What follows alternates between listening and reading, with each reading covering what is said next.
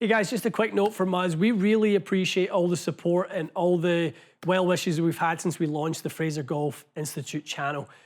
But the number one way in which you can support us is by subscribing to the channel. Like the videos, comment in the videos, let the algorithms, let YouTube know that this is a channel that you're really enjoying.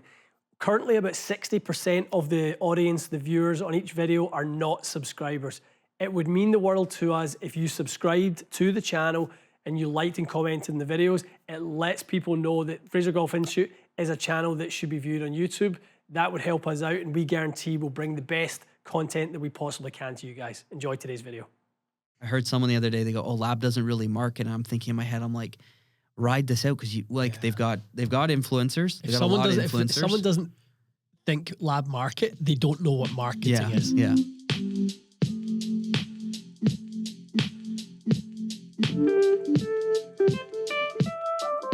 Okay, guys, welcome to the Golf ASYLUM podcast. Ooh, that's a nice name. You like that? I like it. It's quite good. Resurrected from the dead. No kidding. Guys, episode number 2. Number 1 you'll have seen by now. That was one that we felt we had to get out there, or we wanted to get out there. I think nice to sort of draw a line, in the sand a little bit, with obviously the club champion content now being done, and not that it's really everyone's business as to why I left or why you left. I know you haven't heard the episode 1 of the podcast yet, but you feature in it, Michael. So yeah, I think that was important for that to be episode 1. And from here on in, you're going to be hearing from some of our favorite people in the golf industry. And I don't have a more favorite person than the person sitting across from me right now.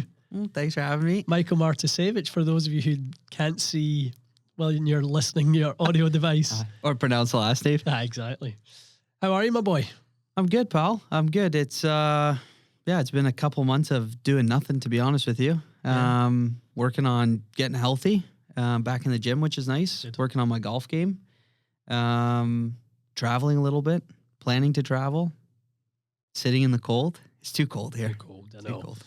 I know. I mean, there's obviously, I think, when you in the family were round at ours for Christmas dinner, I was chatting with your mum and dad and stuff like that about, this time and obviously having some downtime. And I know you probably look at it right now and think to yourself, I wish it was golf season. And obviously, of course. You don't really have any plans to do anything right now. And it would be nice if you could spend it at the golf course. But I think with the golf course not being open, I think you can put yourself first for a little while and your health. And, we had such a busy run for the best part of, whatever it was, 8-9 years. Yeah, 8 and a bit years. Yeah. It's a grind. I mean, it was, and you ride the wave of the first few years of just energy, enthusiasm. There's challenges galore, so you don't really look up to kind of notice any of the sort of struggles, but there are plenty of them. Totally. Yeah. So tell us a little bit about sort of the your sort of, I want to talk your daily routine, but it's quite easy. What's on for you right now? What's a day in the life of Mike Martysiewicz look like? Unemployed Mike Martysiewicz. Wake up. I've actually, to be honest with you, I've started I wouldn't say long journaling, but writing notes of what I need to achieve in the day to have a task, because I know if I don't, I'll just give yourself some purpose. I'll vegetate on the couch and watch Love is Blind a million times. So wake up, try to, like I said, write down some tasks, which only take about 20 minutes of the day. I try to have a think about what I'm going to achieve. I'll head to the gym. I've been back in the gym now for a few weeks, which has been really nice. It's nice to have that routine. You have that. It takes a while to get into the gym, but now you have that addictive personality where you're I just need to go to the gym. I need to go I go to the same bike. I've been riding 15 kilometers a day. I go to the same bike, have the same setup, Golf Channel on, phone out. I've been watching a lot of golf YouTube, which I never watched before. Do that, do a little bit of weights after the bike ride, which is tough only because I sweat like a pig after 15 kilometers. Try to mix in yoga once a week. I'm back in the hot yoga studio. Me and a bunch of Oakville moms, which is quite nice. That's and your then scene right there. it's quite good. And then anyone for lunch? yeah, no kidding, I'm free. And then it's a sauna and a steam, a shower, head home. Living the dream. I know. And then if I don't head home after that, I'll go to the golf course. My club has a quad or TrackMan upstairs, a couple bays. So I'll hit balls for, to be honest with you, it's turned into hitting balls for 2 hours, which is nuts. I bring an extra bag with me. I feel like what you used to have 2 golf bags full of, super speed, and they've got a Golf Forever upstairs. So you even try to, do some more stretching. I signed up for that pliability, which a friend of ours told me to sign up for a long time ago. So taking my game in a practice sense more seriously, but like what else can help with practice? And that is obviously stretching and, getting healthier. Yeah. I mean, obviously a feature of this podcast and, the new channel, Fraser Golf Institute, we are going to be talking a lot about the sort of holistic approach to trying to obviously play better golf, but beyond that, what does it take to live a better life? Yeah. And I think some of the guests that we've kind of got lined up are kind of, we want to go beyond just golf. I mean, you'll see golf tips, you'll see, inside our brains when it comes to what we know about the game, and we'll share that. But there's going to be a lot of value, I think, to be had in terms of the lifestyle and fitness sort of space. I feel like, and especially here in North America, we're going through a change right now. Maybe other countries and continents were there before us in terms of the way they live their life and eating habits and sleeping habits and things like that. But it's not easy. No. I think it's it's a very blessed time to live with all the luxury we have of technology and access to things, and we can communicate so easily. But with every gift, there's a curse element to that as well. And as a 29-year-old, we've talked about it, the sort of the sewer and the black hole that you can kind of get dragged into with whether it's Twitter, whether it's Instagram, whether it's TikTok. That's the one I was trying to think. I don't even use TikTok, but TikTok's the one I kind of hear most people talking like, oh yeah, I was stuck on TikTok for like 3 hours last night, and it's just like it's the crazy. The black hole of TikTok is you're on it at, let's call it 10 o'clock at night. Yeah. And then you blink and it's like 12:45. And you're like, I've just wasted precious hours of sleep, precious hours to just disconnect. Yeah. And you scroll and scroll and scroll. And it's become, even I noticed it I was addicted to it. We send people funny videos, and I love a laugh just like anyone else. Sure. But the last few weeks I've really tried to, I was reading up, or I was listening to a YouTube video that, guy was talking about like how to disconnect from your phone. It's not just charging your phone in a different room, but it's simple as taking a case off your phone. A case makes it too comfortable and too easy. So stuff like that, trying to like disconnect from, not necessarily disconnect from social media, but have my times when I can use it basically throughout the day. I think everything in sort of that moderation is going to be the key to all these things, whether it's, having a drink at night, whether it's, whichever you're doing. None of it singularly is going to be the thing that takes you down. Yeah. But an accumulation of things that can be really bad habits. Yeah. And, I've kind of been hearing from some people talking about sort of the time in our devices is very, very similar to the effects of, smoking. Yeah. So, and just your health and sort of how that can affect, and a lot of people are saying it's far worse than that. So, yeah, we got to be careful. But, all right, I want to dive into some stuff. I want the audience and the listeners to know a little bit more about you that they don't know. They know the version of you that, is the happy-go-lucky, Mikey, and sort of, I think the jovial side that people have got to know, which I'm really pleased they did.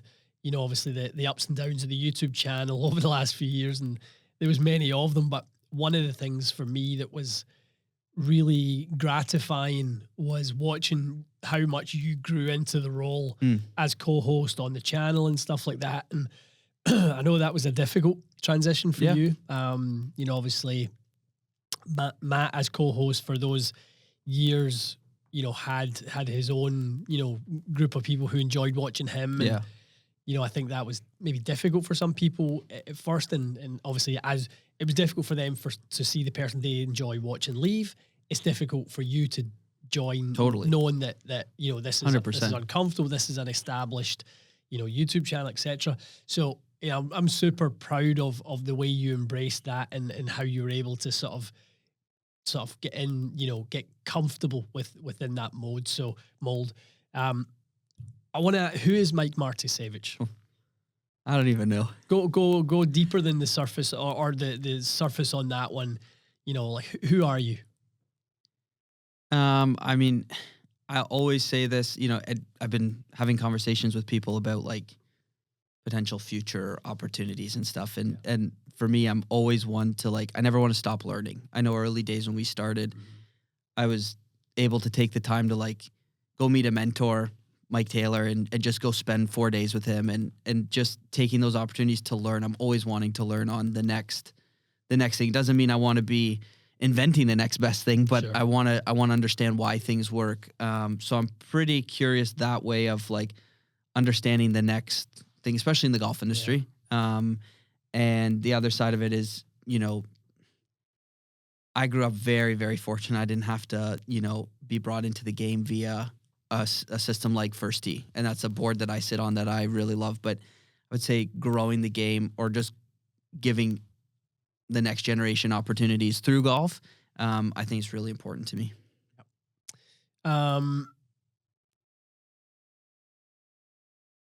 What else? I feel like this is a therapy class. Oh my God. I want people to know who you are deep down. What are things that are meaningful to you? Who are people that are meaningful to you? What are the values that you live your life by that, other people could learn? Like, wow, I didn't know that about Mikey. Because I think on the surface, again, that's why I want to go deeper in the surface, because I think some people who know you would know that stuff. Yeah. What do people not know about you? That's a good question. Jeez, this is deep. I'm never scared of these conversations. No, I know. I think people would realize, like, family, friends, like the family's a big thing for me. And I would sacrifice, even though I joke saying, I would miss a family event to play Augusta National, I would sacrifice, a tea time to be at a family event. And it means a lot to me. I've close with my grandparents that are still around. My mom and dad are, I'm not afraid to say it, they're like they're some of my best friends. We're able to joke. You've seen the relationship that my parents and I have. Mm-hmm. We can joke around and have a laugh. Not like buddies that I grew up with. None of them have that. Yeah. And it's weird to me. So, it's, being close with my sister, who's now engaged. So I have to get close to her fiance. We'll see how that works. Hopefully he's not listening to this. But family's a big thing. It I guess like you could say keeps you grounded. I don't know, but it's like one of those where, you travel, we've got to travel a lot, and I love to travel, but when you travel, you're like, oh, this is great. It's a great time. And then by the end of the trip, you're like, I'm just ready to get home. I'm ready to get home to see the people that I know that are, you're comfortable around, kind of your comfortable surroundings. So yeah, family is number one. Yeah, no, I think that's a good point, and I would say that's the Mikey that maybe people don't know as much about. I think they know the wine loving Mikey, the golf loving Mikey, the bougie Mikey. They know that's the Mikey who loves to have a laugh and things like that. But deep down at your core, yeah, obviously, family comes first, and that relationship. I'll never forget. Probably one of the first times that we were kind of getting to know each other. This was 2014. Yeah. And we had earmarked you for a job in Dubai. Yeah. We were going to be opening a club fitting facility out at the Els Club in Dubai back then, which is crazy to think that's been a decade ago. And I remember talking to you about it, and you were like, yep, I'm interested. And I said, well, have you spoke to your parents? Yep. And I'm like, okay, I need to speak to them. Yeah. It's like, you were 19 at the time. Yeah. 18. What, 18? 18. So, and I was ready to dip from school and, kind of put that on the back burner. But that is another thing for me is like, if I believe in something, I want to be part of something. Yeah. I'll sacrifice whatever it is to do it. I wouldn't even call it sacrifice, but I would take the opportunity. If it doesn't work, it doesn't work. But yeah, but as you know, my parents were gung ho for it. Yeah, no, and they were sitting around the table that that night. I remember it like it was yesterday, and all sitting around there. Your mum, your dad, your sister, your gran. Never forget what she said to me that night. You had great tan. I had a great tan at that time, and I think she confused my ethnic background. But yeah, no, I think that's who you are, and I'm pleased that sort of people know that that's who you are. What drew you to the golf industry in the first place? I mean, I grew up playing the game, so I love the game, and I grew up in a real estate household. My dad sold, my mom worked for corporate. At the end of the day, my sister and I still laughing over, so shocked we didn't get into real estate. Yeah. Because we literally grew up in the office. We had our own offices. We used to call people on the phone. It was just the way of life. Honestly, every time we go somewhere, the first thing he says is, "Any open houses?" Listen, I do like an open house. You love an open house. No matter where we go, you're always if we have a day off, if we have an afternoon off, honestly, you're chomping to go to an open house somewhere. I'm a bit nosy. Yeah, nosy bastard. But I do like an open house. But yeah, played golf growing up at a club with my dad and uncles and aunts and cousins and good friends. And then, like I said, my mom worked at corporate, and she was part of it was a PJ Tour event at the time, Children's Miracle Network Classic. My dad and I got to be honorary observers or something like that. I don't know. We walked inside the ropes. When Luke Donald was world number 1, so that was a long time ago. And I sent an email to the Titleist team. I was a huge Titleist fanboy, still am. And I was like, I'd love to. Oh, the real thing is, I'd love to meet Bob Vokey, just like a wedge. And they're like, listen, Bob's not at that event, but if you want to come on the truck, you can meet a guy by the name of Aaron Dill. So I ended up meeting Aaron, and we connected for a couple years after that, and kind of fell in love with the equipment side. I was like, hang on a second, people are just, building stuff. And, I remember this bag of clubs that was just full of clubs that guys didn't even want. They built it, and I was like, hold on, we're just building that much equipment. So started to love gear then. I was fortunate. I always had new gear. My dad, if he could spend the money on golf equipment for me, he would do it. The latest and greatest. Yeah. Even though I was extremely bad at golf. And so it grew from there. I tried to find places. I started building stuff in the basement, ripping stuff apart. Got into the whole Scotty Cameron thing. I think I had like 30 of them at one point, which is just crazy. And then went around. That was kind of after high school, and then my first year of college, kind of really wanted to learn about like the deeper part of like club building and club fitting. And that's when I found Modern, met you, hung out for the first couple of months, just would come on a Friday and beg for a job, and then eventually had an interview and got the summer internship, I guess you could call it. And that's the rest is I was told, you better learn how to build golf clubs. You're not going to have this job. So learn how to build clubs, and the rest is history. I love it. So you're 29 years old. Not for long. Not for long. You're in the final. Okay. Less than a month. Yeah, a few weeks. Jesus. You're young, right? You no longer have the tag of the best under 25 in the industry. 30 for 30. Aye, you gave yourself that tag, by the way. What do you want your legacy in the game to be when all is said and done? How do you want people to sort of look at you and what you've done, what you've achieved? What do you want that to look like if you could look in the crystal ball and look back? I think one of the things that interests me a ton is like the R&D side of golf. We've spent a lot of time with some R&D people. I'm by any means an engineer. I don't have that education, but I love the learnings and teachings of testing stuff beyond just someone hitting a golf ball. So at the end of it, I'd love for me to be a part of or come up with a way of testing clubs a completely different way, being revolutionary to club fitting or club building. I mean, club building's kind of has not really changed much. And club fitting has kind of been the same for, well, at least the 10 years that I've been in it, other than, the equipment's changed and the technology is getting better. Like we talk about adapters, we talk about, swing weight, we talk about what people are testing, like stuff really hasn't changed. So I'd love to be able to change club fitting, club building for the better, to benefit the client. Absolutely. What is one piece of advice you'd give your, call it 18-year-old self, when you're just starting out, when you're looking, you've kind of done it for 10, 11 years now. But looking back, what's one thing you would say you wish you knew then, what you know now?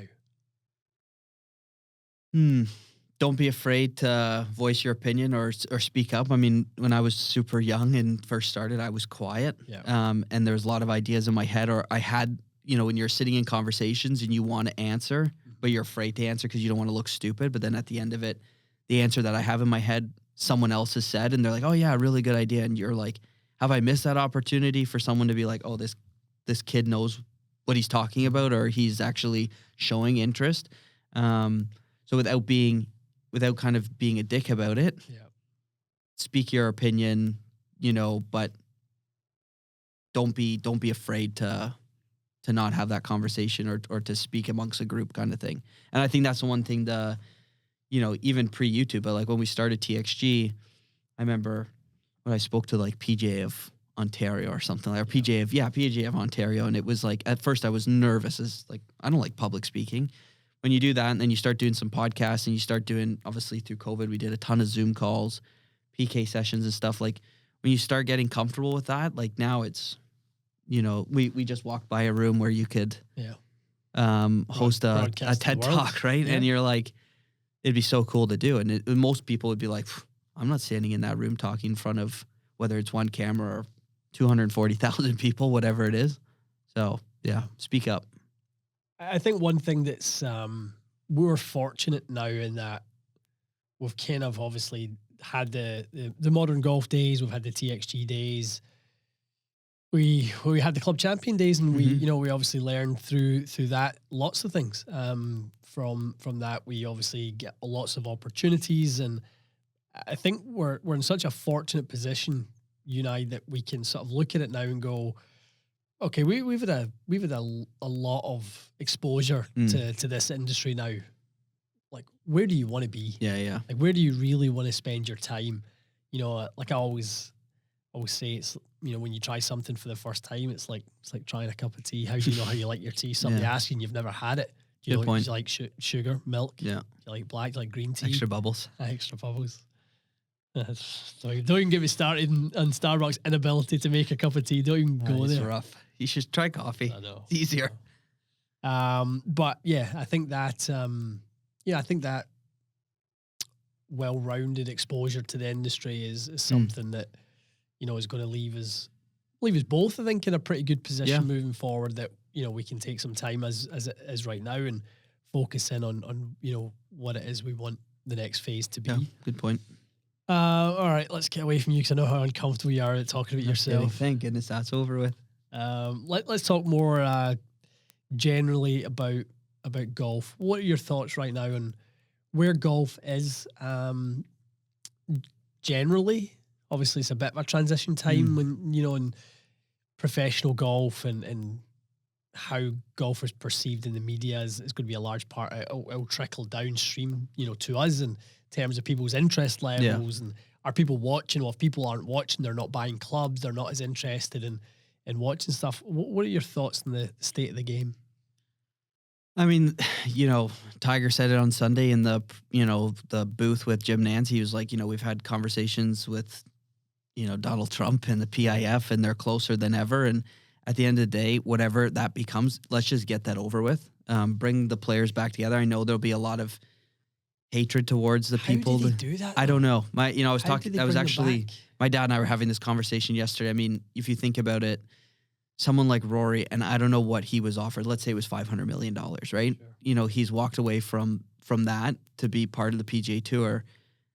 But boys like John Rahm, who signs for $500 million, is now allowed back to come play in these events, right? Like, you know what I mean? Like, these boys have missed out on, I don't care what, Ludwig just won $4 million, but at the end of the day, $500 million is a lot of cash.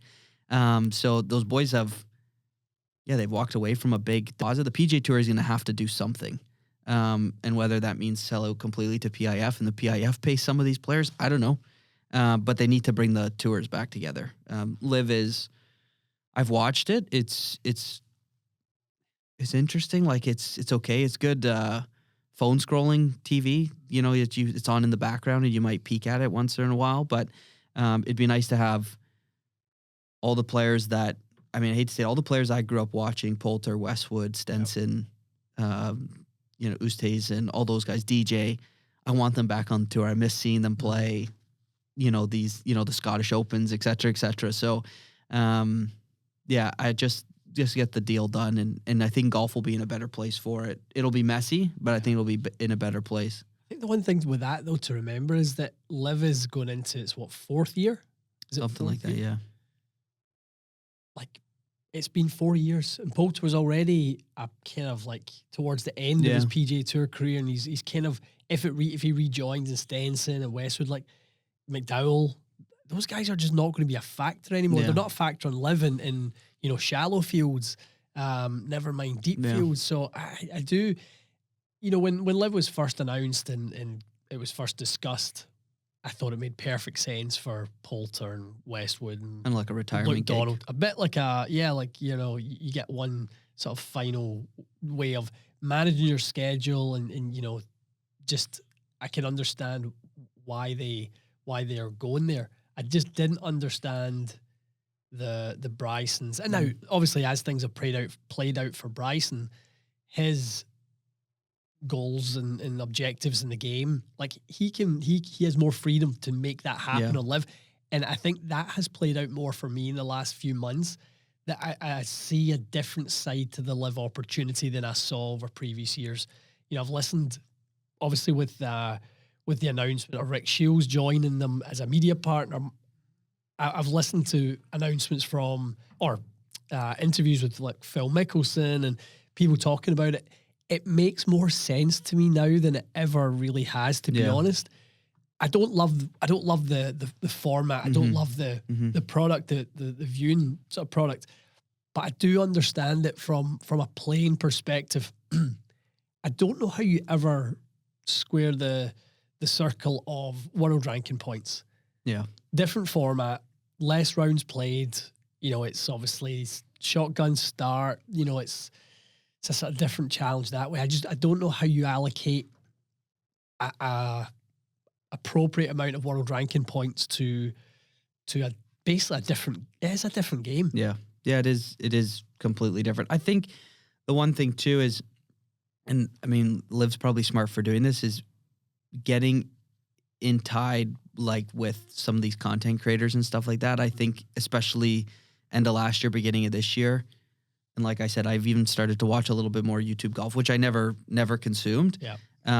You start hearing about it more, seeing about it more. And like I said, I find golf a scrolling TV show to watch anyways. Like even, I hate to say it, like even the last few events, I mean, they're boring. You know what I mean? Like PGA Tour golf is just a snooze fest. So yeah, I would just like to see them come together, figure it out. I don't know what the deal is. I don't know what the world rankings are going to be, but like someone like a Bryson, he's entertaining. He will definitely be on their U.S. Ryder Cup team. If they don't pick him, they're stupid for that.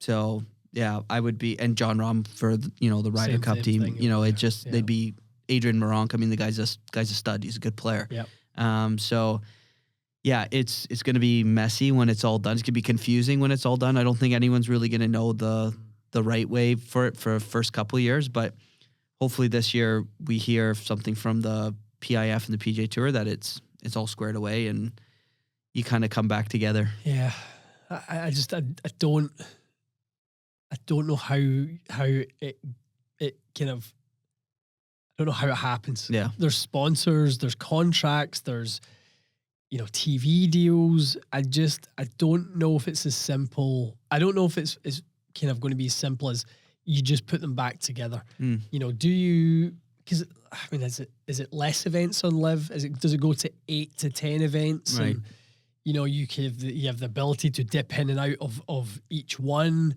I don't know, but does that make it clearer or more messy? Yeah. The fact that you can sort of like be, you can be dipping in and out, and I don't know. Yeah.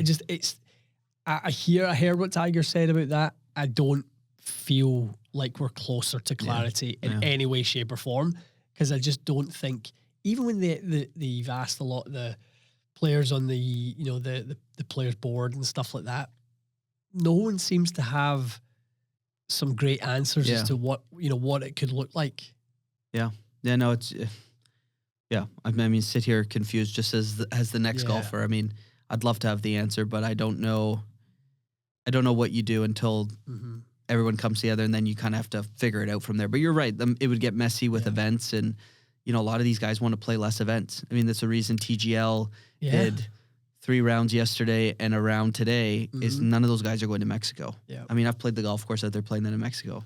No offense. Sucks. It's boring. So it's good for the guys that, the journeymen that need to get their first win maybe or something. I mean, Rahm's won there. Tony Finau's won there. I think Bob McIntyre had a really good finish there last year, and obviously went on to have a phenomenal year. I think he was struggling in the PGA Tour at that point. I think he finished top 5 or top 10, and then obviously went on to win in Canada and back in Scotland. So, these tournaments have their place for the lower tier players, but you're right. The top players want to play less. Totally. They want to play less events. Less events for more money. Yeah. Well, Rory's talked about that, these smaller fields and all that sort of thing. So that is the goal of these top players. And I think that, again, back to the value proposition of live as a golfer, you're playing 14 times. You're basically playing a world tour, right? You look at that. You're a rock star, basically. Yeah. Look at that course in Adelaide last week. Yeah. Like, that event looked that golf course looked the Grange. The night golf in Riyadh looked wild. Like, that's different. Like, I've never watched a golf event at night, and I know that's big over there is night golf. But I'm sure the Hong Kong one will be impressive and be a fantastic event. I'm shocked. Well, I'm not shocked, but there's still no Canadian live event. Yeah. Which I'm sure might change. We knew about a Canadian live event years ago. There was one signed up. Yeah. To be part of it, and they had to go in a different direction, but. I think, I get why live's attractive. I do. I really understand it. Talented European kid, Tom McKibben. Tom just obviously signed to play with Legion 8.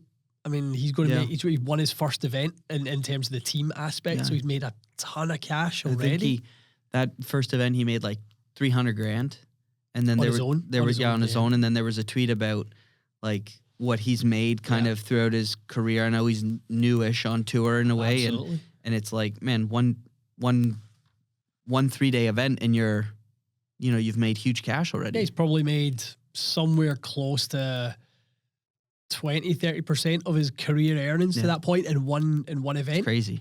So no, I totally get it, but it's going to be an interesting one. All right, what's in the bag? Nothing's really changed. Is it not? I have a lot of stuff to test. Yeah. Thank you to the people who have sent that. Kind friends. But Titleist GT3 driver, I put an Acura Shogun Green in. I don't even know when I put that in. November kind of thing. Was it? Yeah, it must have been November. You had it before that. Did I? You played the end of the season with it. Okay. Love it. Yeah. I really like that driver. I think it was like September you put that in. Okay. Nothing really to take that kind of out of the bag. No, specs on it, 9 degree turned up. 9 degree turned up is like 9.75 right now. A little more upright. Which is nice. 45 inches. It's not playing long or anything like 52 M4, so kind of 55-ish grams. Yeah, stiff. Yeah. I really like it. The flight's good. It's good, isn't it? 3-wood is GT2. Okay. Stealth out the bag? Stealth's out of the bag. Been out since we got fit for the GT stuff. Yep.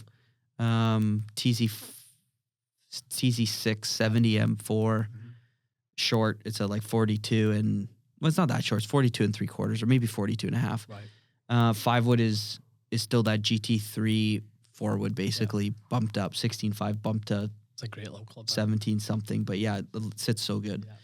And short, it's like 41 3/4, which is great. Mine's 7-wood length. Yours is it's like hybrid length. It's quite good. I know, it's great. Out of the rough, like you smash down on. It's good. It's full utility club. 4-iron is still T200 with a DI in it.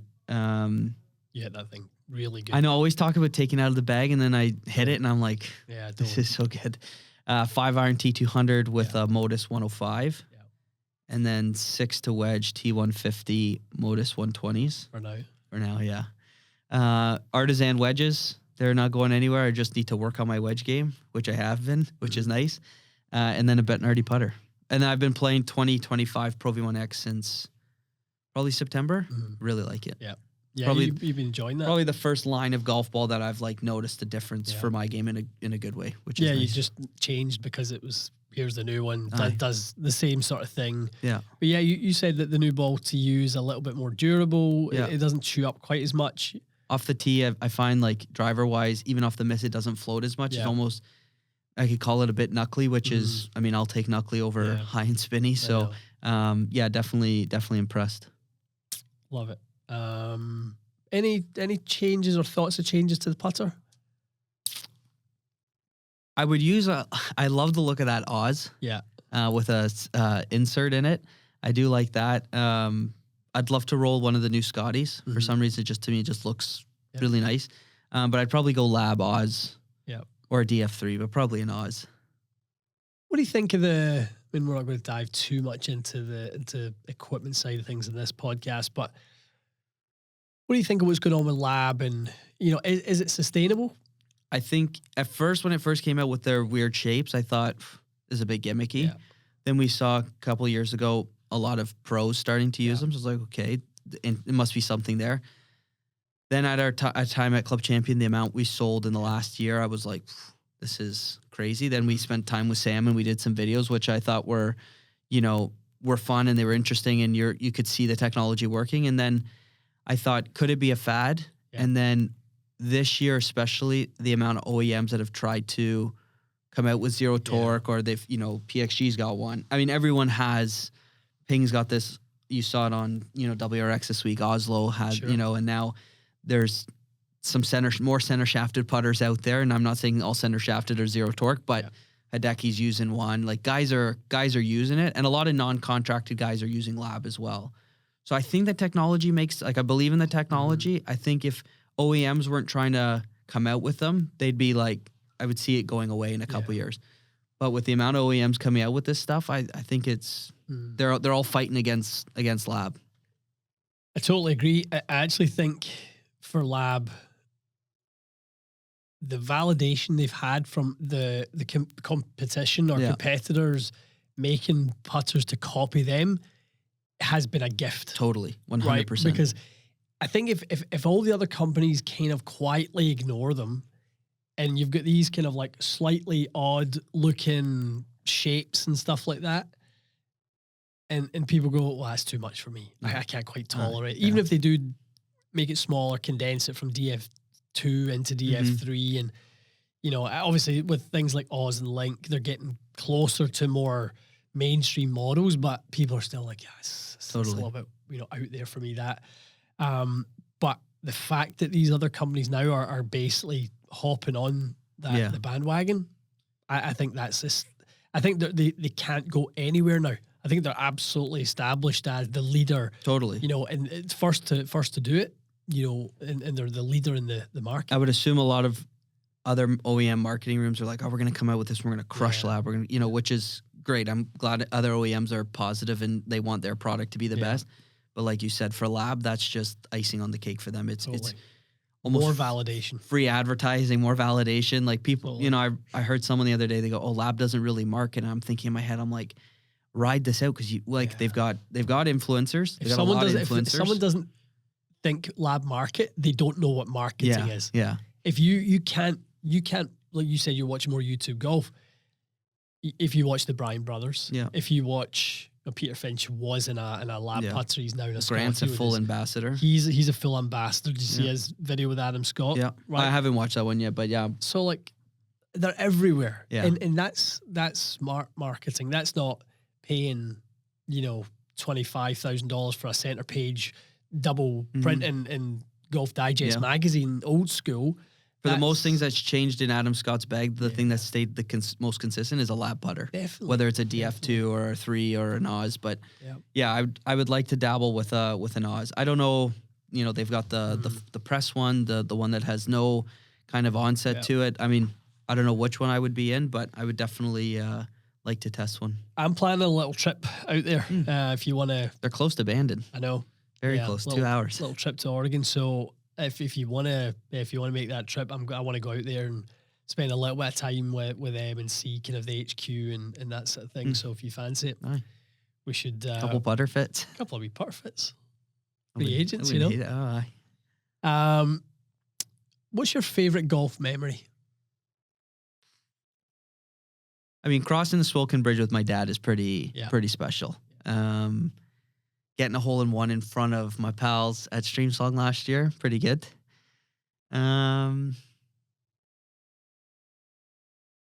Yeah, I would say crossing the Swilcan Bridge with my dad is pretty special. Agreed. And your memories are your memories. Yeah. I'm surprised Tiger at Augusta's not on that list. Yeah, because like you could do that walk with your dad every year. True, but that's lightning in a bottle that you were there to see Tiger win that final major. Sorry. If it is his final major. Well, you'll win this year. It'll be a double whammy for us. We'll see. What's our bet this year? We always have a bet on Tiger at the He's got Masters. to make the cut. Yeah, we always have make the cut. Yeah, it used to be wind, but now it's... Yeah. You at one point, like, you had the field, I had Tiger. I know. But he just got to make the cut. Yeah, most consecutive cuts made at a major, Tiger Woods Masters. Was he at? I don't know the number, but... Has he ever missed one? I don't think he's missed one. No, he's not missed one, because this year was like, he was on the number, and they're like, oh, if he qualifies, then it's the record, he beats Freddie Couples or something like that, so... Yeah, he can play that golf course. Listen, if he's there on the weekend... And I'll be up super early to watch him walk around, hobble around Sunday. I don't care. Hit those shots and watch him work his golf ball around there. And, people talk about Tiger around St Andrews and, it's great to watch. There's no golf course where you want to watch Tiger paint pictures with his golf clubs like Augusta. The way he can shape it around some of those trees when he knock one, kind of into... left into number 7 and kind of work it short and then get up and down to that slightly raised green, and there's nothing like watching Tiger Woods play balls off the slope, things like that. But I mean, if you watch whether it's old footage, I mean, the amount of times I've watched 2019 back on YouTube is ridiculous. I know. But yeah, to watch him walk around that place is a different aura. Totally different. What's the best course you've ever played? Toronto Golf Club? No. Best golf course I've ever played. You like your golf course. We like our golf courses. Yeah. We like to play nice courses. Yeah, I mean, there's a lot that I haven't played yet. I'm gonna give Oakmont the nod. I think like it's just good, isn't it? Obviously the U.S. Open's there this year, and I was talking to my dad. There was something that came by the TV, and my dad's like, "Man, that place looks special." I was like, "Listen," I said, "if you want to play it, like, Praz and I know a guy, like he'll host us, no problem." So yeah, I'll give Oakmont the nod right now. We spent some time, or we played Atlantic Golf Club in the Hamptons. I mean, the Hamptons is it's as good as it gets. I've not played Sabonic or National Golf Links or anything like that yet. But yeah, I mean, even the Pine Valleys, like, Pine Valley Marion would be unreal. If anyone's listening, he's a member, give us a call. Cypress. We know we can get Pine Valley. Yeah. But it's I tell you what, the more I watch, I think I said this to you before, but the more I see golf played in Australia, I just think if you put together US style sort of golf course preparation and you put the sort of natural use of the land and links in Scotland, put together the US and Scotland, you get Australia. Yeah. And, when I look at these courses like Royal Melbourne and, Kingston Heath and all these kind of courses, the Grange where they just played in Adelaide, like that's it for me. Yeah. That bunkering is so good, so tightly cut. It was perfect. I mean, you and I played that Pablo's Creek or whatever, and the bunkers were cut super tight.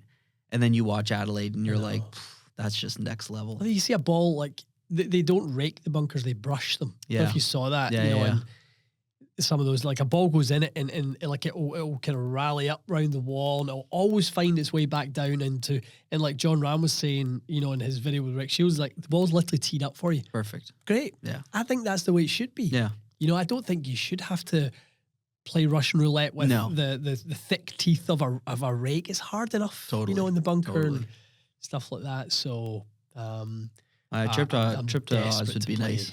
New Zealand sure. looks good. yeah, it does. It Golf in does. Korea looks good. Golf in Japan looks good. Yeah. I want to go to Asia so badly. Yeah. But who knows? Well, just as well, you're only a young pup. I know. All that lots ahead of of time. you. Lots of time. Lots of time.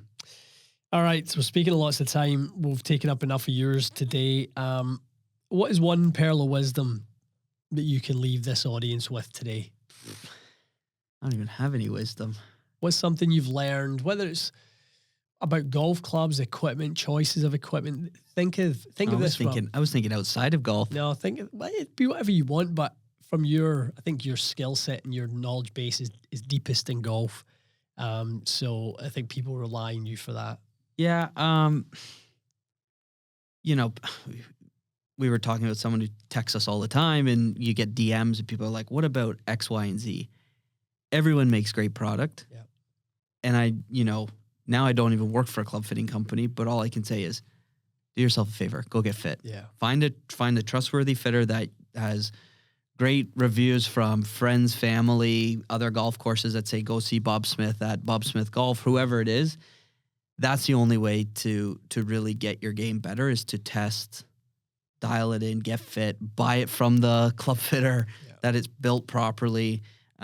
Yes, it's an investment. Yes, it's an expense, but that's the only way that, amateur games are going to get, obviously, practice and lessons. Don't get me wrong, but you really got to get your equipment dialed, and, asking someone sending someone a DM going, I just got fit for a driver. Instead of the Ventus blue, what if I got the 10C blue? And you shake your head and you're like, fill your boots, whatever fits in your budget, or I don't know, save up. Like, I'm talking to grown adults here, but like save up maybe and buy that driver when you can afford it. And you don't have to get a new club every year. You can have that driver for 4 years, or interchange the shaft once you're done with it. So, DMs are great. Love to help people as much as we can, but for the love of God, go get fit. Go do it in person for yourself. Yeah. And don't worry about hitting it perfectly in the fitting either. Like, so many people get so tense about that. Yeah. You can always come back. There's so many options. So yeah, go get fit. Go get fit. Okay. All right, Michael. Thanks, pal. Thank you. Thank you for nice being to be on. Number 2. Oh, episode 2. That's great. Good. But you're also you're going to be a guest co-host from time to time. Oh. So whenever you can, and we'll tee up some fun. We've got some fun guests and ones that when you look in the list and go, I'd love to pick that person's brain. Yeah, cool. We'll definitely love to have you back. Also, it's a home game now. Yeah, it's nice to have the podcast studio you have in your house is quite impressive. Quite nice, isn't it? I know. Good for you. I know. Thanks. All right, guys. I hope you enjoyed having Mikey on the podcast. I think you guys have grown to know us as a pair. An old married couple, some might say. So, no better way to start the podcast than obviously the two of us talking nonsense as per usual. So hope you guys have enjoyed it. The Golf Asylum podcast every single Wednesday coming to you on YouTube and your preferred sort of streaming platform, whether it's Apple, Spotify, wherever you might find it, you'll find the Golf Asylum podcast every Wednesday. So we look forward to joining you every single week. Stay tuned, guys. We'll see you again soon.